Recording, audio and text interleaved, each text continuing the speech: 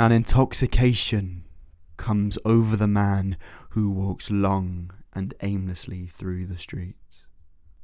With each step, the walk takes on greater momentum. Ever weaker grow the temptation of shops, of bistros. Ever more irresistible the magnetism of the next street corner, of a distant mass of foliage, of a street name. Then comes hunger. Our man wants nothing to do with the myriad of possibilities offered to sate his appetite. Like an ascetic animal, he flits through unknown districts until, utterly exhausted, he stumbles into his room, which receives him coldly and wears a strange air. Walter Benjamin, 1999, M13. This short example of urban walking as experienced by the flaneur Walter Benjamin invokes a sense of suspense, thrill, and exhilaration. What starts as a long and aimless stroll develops into a trance-like hunt through the streets of 20th century Paris. This culminates with a collapse in a familiar room, radiating with a sensation of unease and discomfort. The walk becomes a life, an aimless foray through modernity with its temptations and distractions, experienced within a conflict between the animal's hunger for life and the cold inevitability of death. There are a series of sounds that accompany this image: the clack of hard-soled shoes on cobbled stone, the build-in breath that accompanies exhaustion, the different breezes that surround the ears with each street corner, the anxious pounding of a hungry heart, the rhythm of the city, the rhythm of a life, the rhythm of a walk. A character's walk is an indicative action. In a walk, as Benjamin examples, we can see the world in which a person lives and their experience with that world. As an actor-creator, understanding and manipulating the gait of a character can transform a performance from theoretical to living. Jacques Lecoq, mime pedagogue, summarizes this in his equation, and I quote, "Gait and way of walking equals person," end quote. Lecoq, 2006. But how do we distinguish the gait and the way of walking? As spectators, what is it we observe in the performer's walk that defines their character? Visual and physical elements such as propulsion, direction, and style can suggest the context in which a character is walking, and constraints such as injury, weight distribution, and elasticity can suggest a character's physical history. However, it is in their rhythm and the dynamics and sensations and breakings of these rhythms that the internal experience and essence of that character's contemporaneous being is presented. Speaking phenomenologically, the rhythm of the walk presents the character's being. Within mime theatre, this rhythm is integral.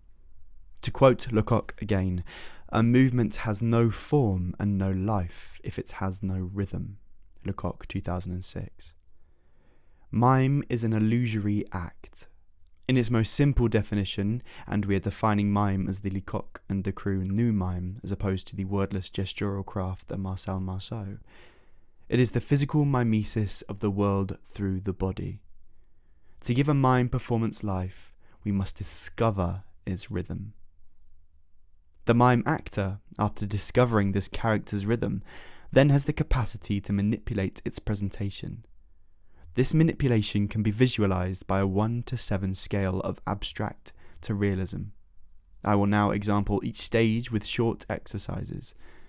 These exercises promote a phenomenological and perceptive approach to movement technique, and ask the mime actor to acknowledge the sensational and experiential effect of the rhythms within each mime walk. Number 1. Pure abstract rhythm. The initial point on this scale is pure abstract rhythm. This is an application of rhythm in its most basic sense. It starts by recognizing your own rhythm of walking. noticing what your neutral is and from where you will be working, changing and adapting your walk.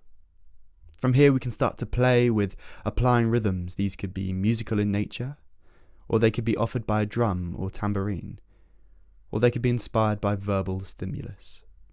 Fast, slow, rational, staccato, drawn. Number 2, broad strokes. The actor decides upon a walking rhythm. They listen into this rhythm as they walk around the space and find the rhythm's most basic connection within themselves. They allow their body to instinctually follow this connection and allow its sensations to grow and permeate through their performance. They play with the walking rhythm, pushing the experience or sensation to its broadest mime. Commedia dell'arte walking rhythms.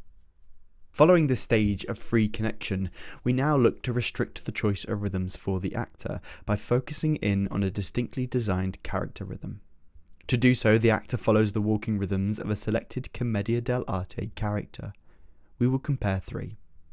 Zani, the small walk. The quick succession of the 2x2 step is agile and sudden. The shortness also gives a sensation of an extreme present to the breaks in the rhythm, building on the suspense of the character. There is also a simplicity to this, a naivety. Its lack of complexity and lightness shows us Zani's lovableness and idiocracy. Pantaloni, short steps. The rhythm is agile and quick, but the momentary suspense in each step adds a level of stiffness which applies age.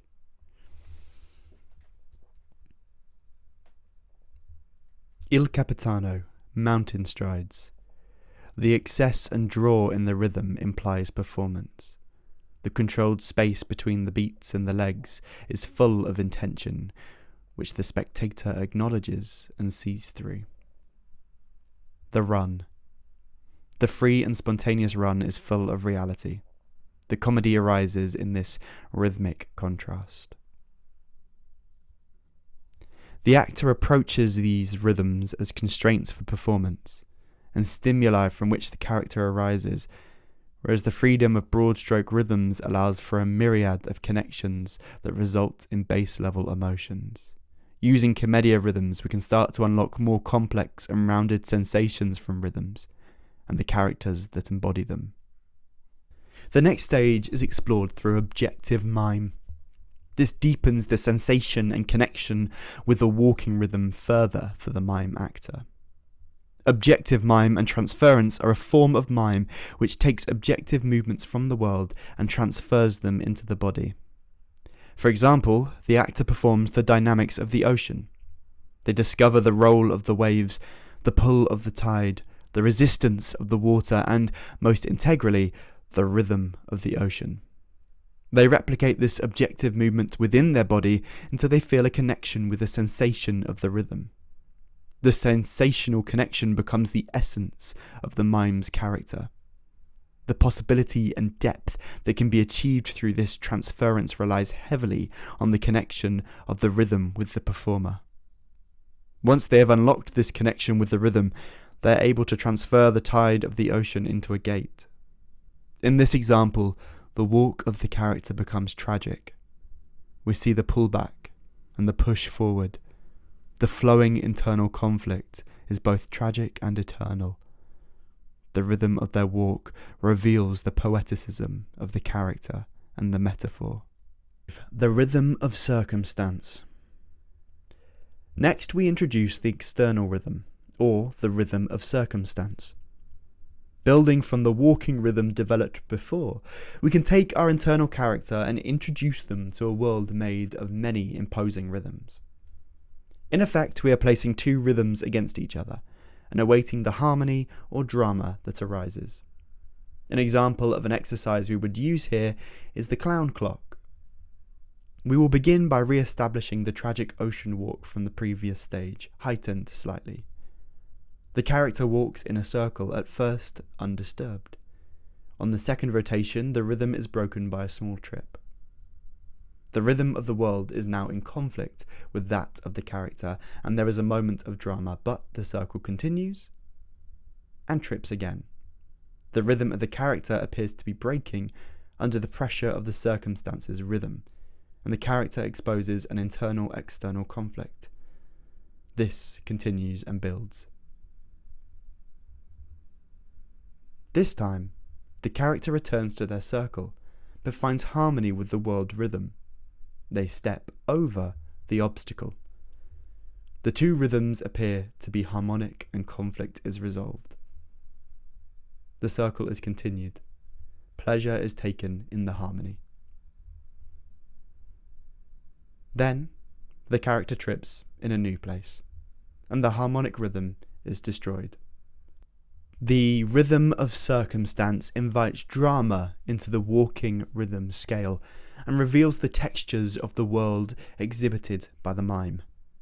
The actor is now connecting to two rhythms, and so the complexity of life is revealed, and the walk is enhanced. Reality is revealed in the absurd conflict of the rhythms of internal experience and the rhythms of external circumstance. Number 6. Embodiment.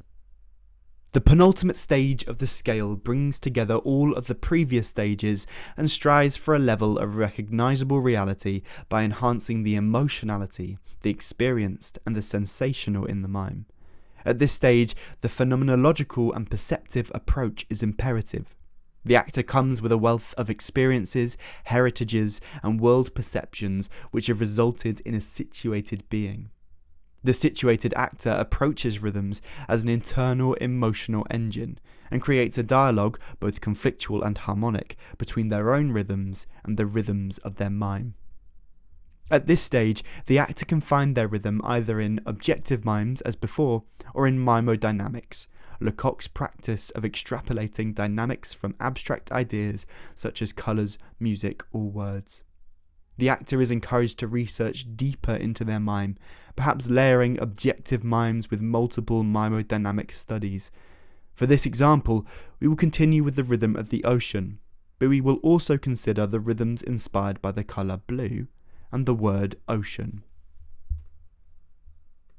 Abstract.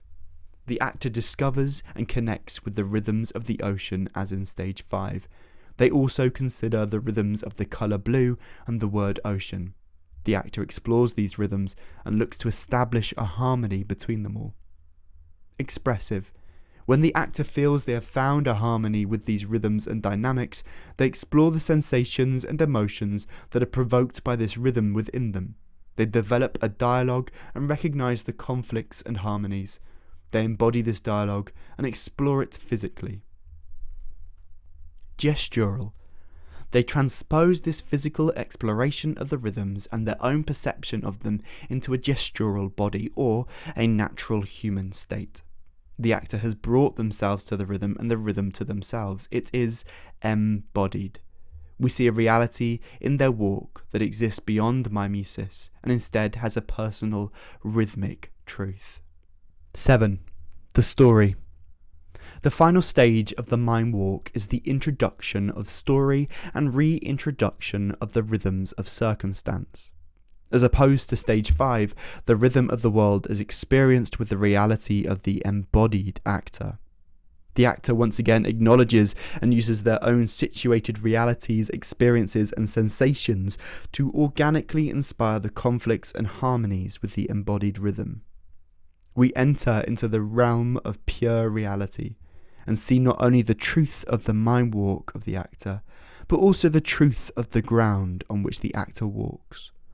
The rhythms of the illusionary performance are embedded in emotion and reality. The actor walks along a Parisian street, drawn by the promise of one more corner. They at first notice the temptation of bistros and shops, but are soon lost in the trance state of one more street corner and a distant foliage. Suddenly, they are overtaken by hunger, and their desperation grows as they are split between the desire to eat and the want to see more, discover more. They arrive back at their apartment exhausted. the world feels cold and unfamiliar to them. They are alone.